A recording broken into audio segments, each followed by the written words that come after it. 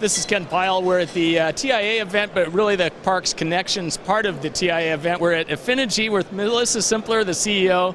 Melissa, a lot has been going on in this whole connected home space, particularly what you guys are doing. Why don't you give us a brief overview of what Affinegy is about? Affinegy is a network management and service enablement solution for the connected home.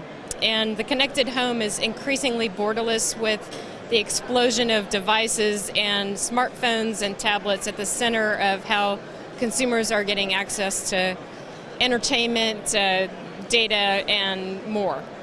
And so one of the things that in the last year since we've talked, you had a major acquisition, one that's kind of brought you into different markets and so forth. That's correct, Ken. Thanks for asking.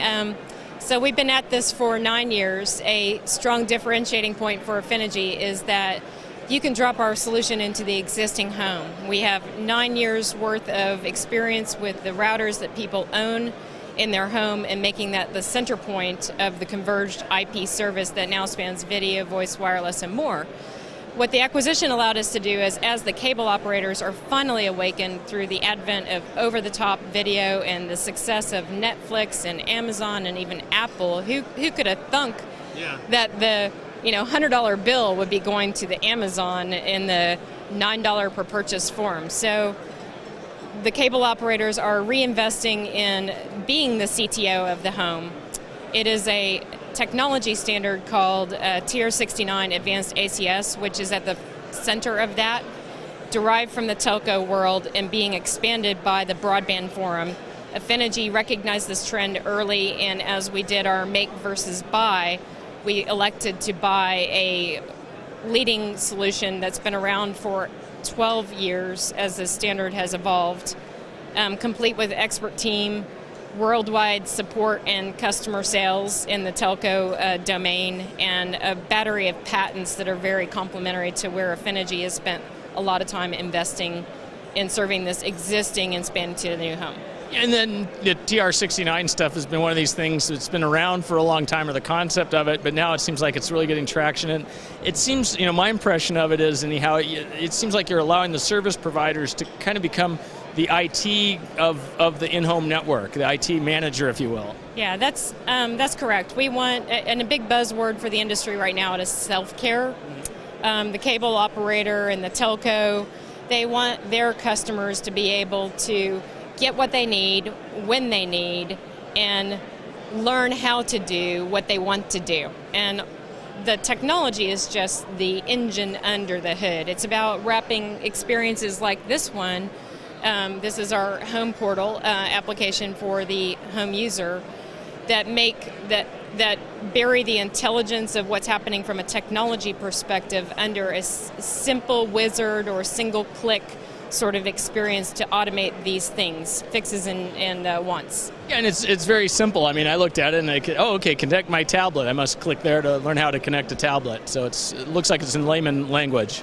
That's correct. And one of the things that you'll note here is that we have targeted intelligence. So 50% of the homes, and Kurt Scherf will spout these statistics all day long, they don't have the right performance to handle over-the-top video. Cablecos and telcos want in on this game, but the choke point is the Wi-Fi B or G equipment that's in 50% of the homes today.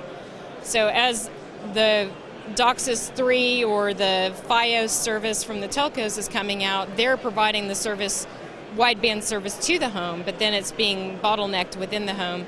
With Affinegy, we can detect that. We can take the existing home network settings and drop them in through this TR69 solution securely into the new product that gets provisioned for the home, and the customer that has 6 to 10 devices already connected doesn't have to lift a finger to do anything. It just plugs in place.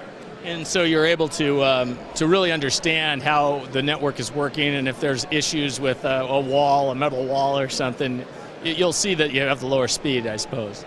That's correct. We have a whole battery of use cases ranging from where is the router placed, are you getting the appropriate signal length, signal coverage, do you have interference from competing networks, could you make a channel change to solve that? And what's exciting is that the services world is all IP. You see that theme echoed by many notables in the industry. Glenn Britt from Time Warner betting his company on the single pipe. Verizon saying it's an all IP world. Even the smart home services, energy, lighting, e-health, and my favorite is this chore checker. I call it the chore checker. Nice. There's a startup in California called the Green Goose. They're not paying me money. That has a device that you plug into your router, and it comes with a development kit, so anybody can write to it. And it's got little sticker sensors that you put on your dog or your toothbrush, and you can monitor, did you walk your dog, did you brush your teeth long enough, Nice. et cetera, et cetera. Nice. So where this goes, no one. Well, yeah, exactly. Where does this go? Where are you seeing things? You've got something like 33 million customers out there through your customers. What's next? Well, we want to grow that 33 million to the hundreds and hundreds of millions of customers.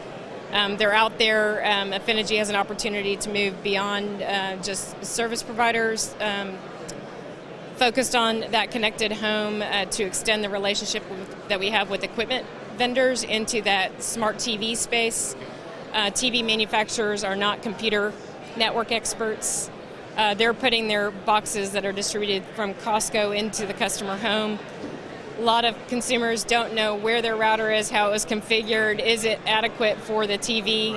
So Affinegy technology can drop into that TV and help make this an out-of-box experience that's pleasing and detect and notify of issues and resolve the problems along the way. And I assume that some of these customers, those 33 million, are running TR69 enabled type networks. So they're actually doing that type of stuff now too. Absolutely. The main advent that we see in the TR69 space is that telco originally adopted this for device provisioning to match with what cable was doing.